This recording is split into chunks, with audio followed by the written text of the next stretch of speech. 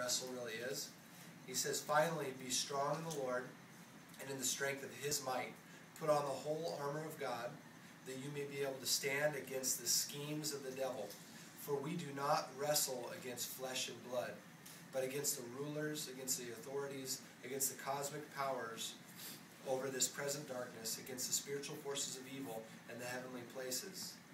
Therefore, take up the whole armor of God, that you may be able to withstand in the evil day, and having done all, to stand firm. Stand therefore, having fastened on the belt of truth, and having put on the breastplate of righteousness, and as shoes for your feet, having put on the readiness given by the gospel of peace.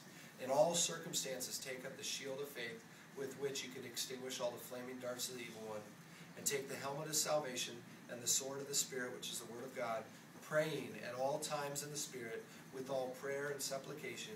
To that end, keep alert with all perseverance, making supplication for all the saints, and also for me, that words may be given to me, open my mouth boldly to proclaim the mystery of the gospel.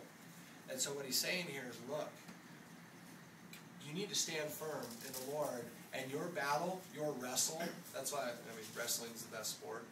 The Bible talks about it. Is that wrestling is one-on-one. Yeah, I think Sodom and Gomorrah could testify it to is that one. a constant battle.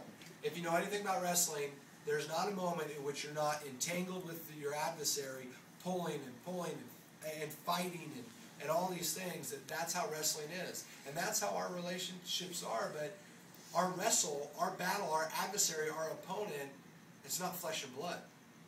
It's not your brother and sisters. That's not who you're fighting against. You know, it's not against the person that comes to your mind. That's not who you're wrestling against. Is the spiritual forces of darkness that are affecting that situation. It is the demonic powers and forces, the schemes of the devil that are being portrayed and really aimed at you in that situation.